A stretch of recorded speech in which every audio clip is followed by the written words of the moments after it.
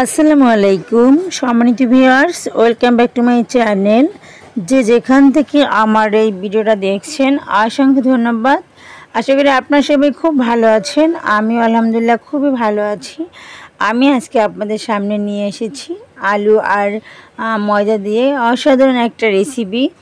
তো আপনারা কম বেশি অনেকেই খেয়েছেন, তো আমি আমার মতো একটা রেসিপি করে দেখাবো। আশা করি আপনাদের খুবই ভালো লাগবে। তো এ পর্যায়ে হচ্ছে আমি পেঁয়াজ, রসুন, শুকনো মরিচ ভাজে নিয়েছি, ধনিয়া পাতা, আলু সেদ্ধ করে নিয়েছি। তো এ পর্যায়ে আমি যেটা করছি, আপনি মরিচগুলো ভেঙে ভালো করে গুঁড়ো গুঁড়ো করে নিচ্ছি। তো সঙ্গেই থাকুন, পুরো ভিডিওটা দেখবেন কিভাবে আমি নাস্তাটা রেডি করছি। এভাবে নাস্তাটা করলে সবাই আপনার প্রশংসা করতে বাধ্য হবে, পুরো ফ্যামিলির মন জয় করে নিতে পারবেন। তো আমি হচ্ছে মরিচগুলো ভালো করে গুঁড়িয়ে নিয়েছি অলরেডি। তো পেঁয়াজগুলোর সাথে ভালো করে মিক্স করে নিচ্ছি। পেঁয়াজগুলো একটু নরম করে নিলে ভালো হবে। তো ধনিয়া পাতা, পেঁয়াজ, রসুন, শুকনো মরিচ ভালো করে গুঁড়া করে নিচ্ছি এ পর্যায়ে। তো গুঁড়ো করে না হয়ে গেছে। তো এ পর্যায়ে আমি যেটা দিচ্ছি সরিষার তেল। সরিষার তেলটা আপনারা একটু বেশি দেওয়ার চেষ্টা করবেন। আবার অনেকে আছে ঝাঁজ বেশি সহ্য করতে পারেন না, আপনারা কম দিতে পারবেন, কোনো প্রবলেম নেই। তো আমি হচ্ছে আলুটা ম্যাশ করে নিচ্ছি হাতের সাহায্যে। তো ভালো করে হচ্ছে মিক্স করে নিব আমি ভর্তা আকারে। তো আপনার চাইলে টুকরো টুকরো করে কেটে নিতে পারবেন, কোনো প্রবলেম নাই। তো এভাবে ম্যাশ করে নিলে খাবারটা খেতে বেশি মজার হবে।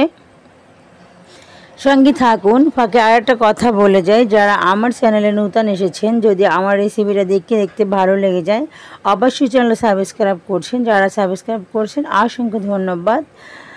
তো এখন হচ্ছে আমি একটা বোল নিয়েছি, বোলের ভিতরে ময়দা দিয়ে দিচ্ছি পরিমাণ মতো। আপনার চাইলে আটা ব্যবহার করতে পারবেন। আমি এখানে 3 কাপ পরিমাণ আটা নিব। তো এ পর্যায়ে যেটা করব আমি হচ্ছে, আপনার চাইলে কম বেশি নিতে পারবেন, কোনো প্রবলেম নেই। যতটুকু বানাবেন অতটুকু নেবেন। আমি লবণ দিয়ে দিচ্ছি। তো এ পর্যায়ে কিছু কালো জিরা দিতেছি। আপনার চাইলে কালো জিরা স্কিপ করতে পারবেন, কোনো প্রবলেম নেই। একটু রান্নার ভেজিটেবল অয়েল দিয়ে দিয়েছি। আপনার চাইলে এটা স্কিপ করতে পারবেন। আপনার চাইলে ঘিও দিতে পারবেন, আর তেল না দিলেও প্রবলেম নাই। তো তেল দিলে হয় কি, হাতে লেগে যাবে না। তো শুকনো উপকরণগুলো ভালো করে মিক্স করে নিচ্ছি। এখন আমি অল্প অল্প পানি দিয়ে ডোটা মেখে নিব। একসাথে বেশি করে পানি দিলে হয় কি, কম বেশি হতে পারে। এটা যে কেউ এভাবে রেডি করতে পারবে, একদম যারা কখনো রান্না না জানে নতুন রাঁধুনিরা করতে পারবে। তো দেখুন আমি কিভাবে অল্প অল্প পানি নিয়ে একটা ডো তৈরি করে নিব। তো আমার ডোটা রেডি করা হয়ে গেছে। একটা নরমও না শক্তও না, মিডিয়াম একটা ডো হবে। তো আমি হাতের সাহায্যে ছোট ছোট গোল গোল করে নিচ্ছি। কিভাবে করছি তো দেখুন, পুরো ভিডিওটা দেখবেন, আশা করি আপনার খুবই ভালো লাগবে। তো আমি হচ্ছে কোনো বেলার ঝামেলা ছাড়াই হাতের সাহায্যেই করে নেব। এই দেখুন আমি গোল গোল করে হাত থেকে একটু ছড়িয়ে দিচ্ছি। তো একটা রুটি আকারে করে নিচ্ছি, অতটা বড় করব না।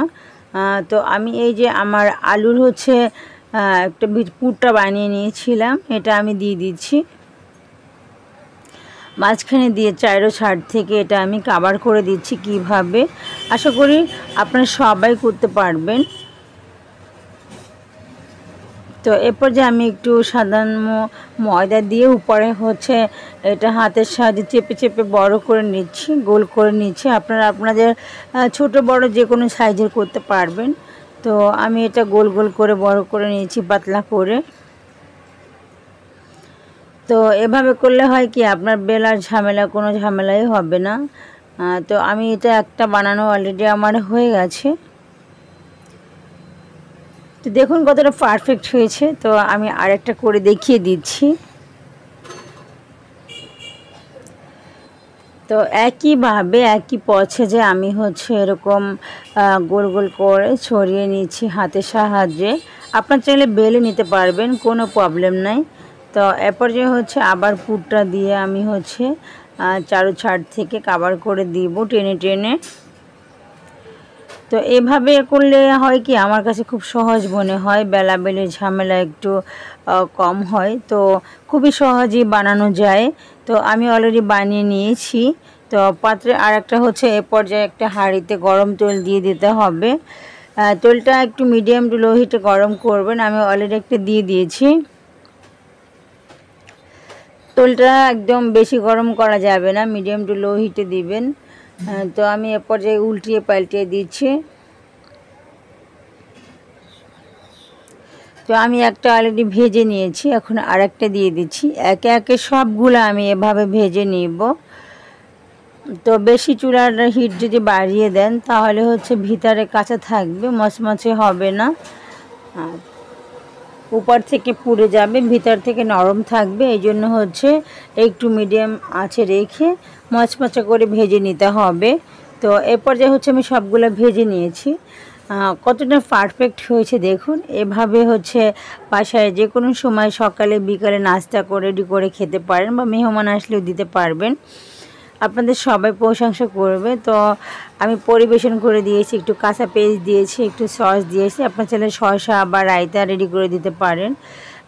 আপনার সবাই প্রশংসা হবেন। আশা করি খুবই ভালো লেগেছে। পুরো ভিডিও দেখার জন্য অসংখ্য